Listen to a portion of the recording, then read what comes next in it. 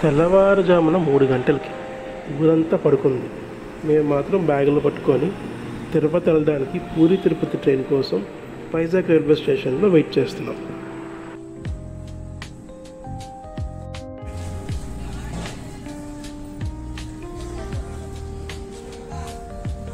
మూడు గంటలకి రావాల్సిన ట్రైను 5:15 గంటలకు వచ్చింది. పోనీలే ఇప్పటికైనా ట్రైన్ వచ్చిందని చెప్పేసి ట్రైన్ ఎక్కడానికి రెడీ అయ్యాం. తూర్పుగోదావరి జిల్లాలో రాజమండ్రి గోదావరి బ్రిడ్జి దగ్గర నిల్చొని చూస్తే గోదావరి నదికి ఉన్న వైభవం మనసుకు చాలా ఆనందంగా అనిపిస్తుంది. బ్రిడ్జిపై నుంచి చూస్తే నది నీలిరంగులో మెరిసిపోతూ కనిపిస్తుంది.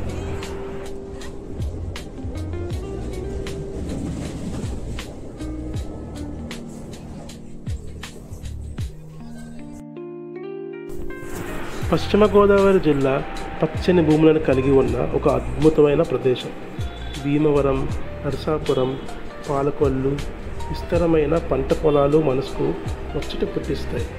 అంతర్వేది సముద్రం సంగం కూడా ఒక భక్తిప్రదమైన సహజ అందాలు కలిగిన ప్రదేశం. ఒక గోదావరి నది సముద్రంలో కలిసే దృశ్యం ఓ అపురూప అనుభూతిని కలిగిస్తుంది.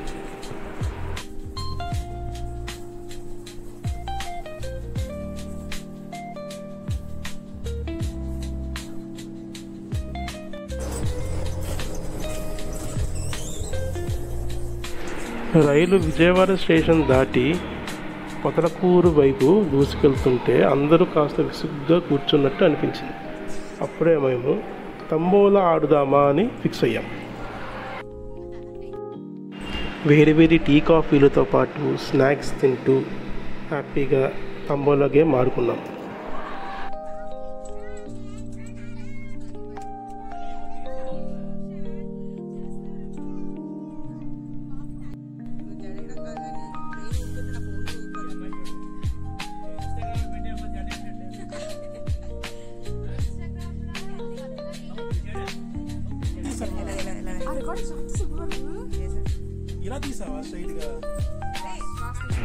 చివరిగా రాత్రి 10:30-11 గంటల సమయంలో తిరుపతి రైల్వే స్టేషన్ చేరుకున్నాం.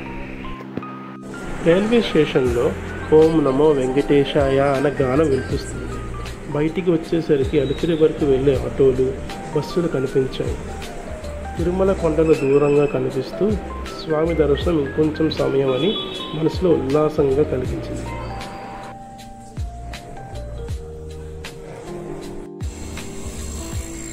అలవేలుమంగ ఆలయం ఆంధ్రప్రదేశ్ రాష్ట్రంలో తిరుచానూరులో వెలిసిన పవిత్రమైన మహాలక్ష్మి అమ్మవారి దేవాలయం. వెంకటేశ్వర స్వామికి తలనీలాలు ఇచ్చే ముందు చివరిసారిగా ఇలా. శ్రీకాళహస్తి అనేది ఆంధ్రప్రదేశ్ రాష్ట్రంలో చిత్తూరు జిల్లాలో ఉన్న అత్యంత ప్రాచీనమైన మరియు పవిత్రమైన క్షేత్రం. ఇది పంచభూత లింగాల్లో వాయులింగంగా ప్రసిద్ధి చెందింది. తిరుమల శ్రీ వెంకటేశ్వర స్వామి దర్శనం అనగానే భక్తులు ముందుగా చేసే పవిత్ర కార్యం కేశదానం. ఈ ప్రక్రియ జరుగుతుంది కళ్యాణ కట్టెలో. ఇది కేవలం తలముడించే స్థలం మాత్రమే కాదు, భక్తి, త్యాగం, వినయానికి ప్రతీకంగా నిలిచే పవిత్ర స్థానం.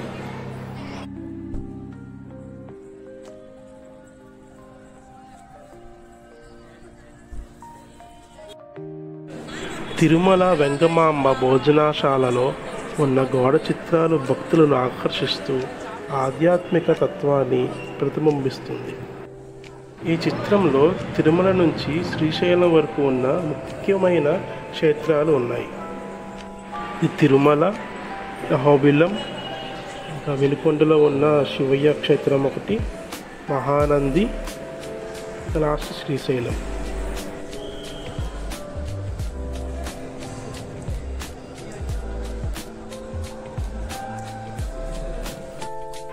కాంచీపురంను దేవాలయ నగరం అని పిలుస్తారు.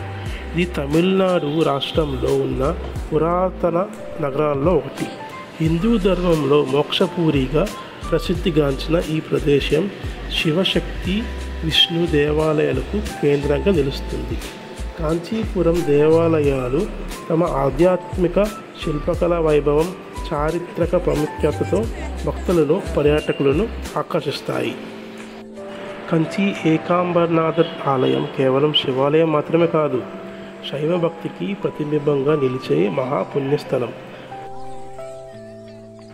కాంచీపురంలో వెలిసిన శ్రీ వరదరాజ స్వామి ఆలయం హిందూ ధర్మంలో అత్యంత ప్రాచీనమైన పవిత్రమైన వైష్ణవ దేవాలయాల్లో ఒకటి. ఇది దివ్య దేశాలలో 14వదిగా స్థానం పొందింది. ఈ ఆలయం శ్రీమాన్ నారాయణ భక్తులకు విశేష ప్రాధాన్యత గల కేంద్రం.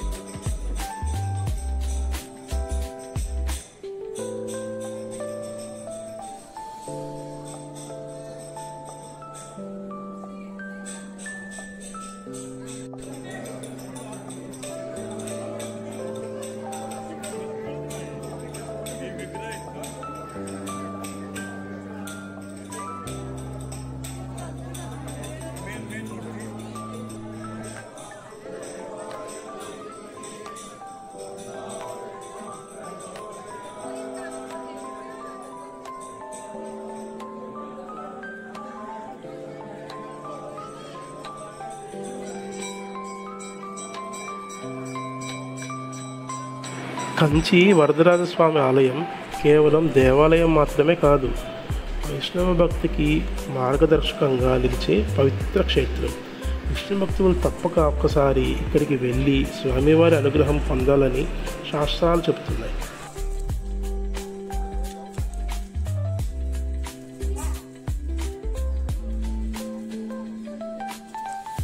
అరుణాచలం తమిళనాడు రాష్ట్రంలో ఉన్న ప్రసిద్ధ శైవ క్షేత్రం.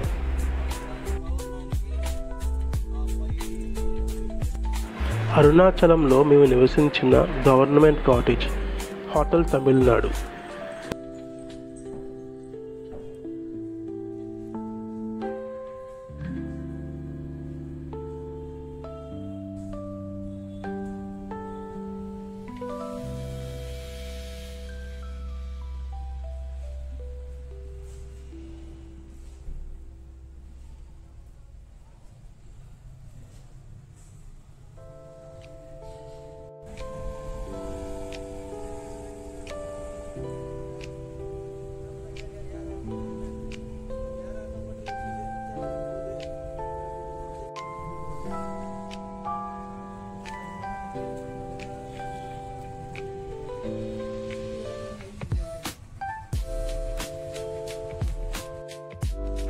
రమణ మహర్షి ఆశ్రమం శాంతి జ్ఞానానికి నెలవు.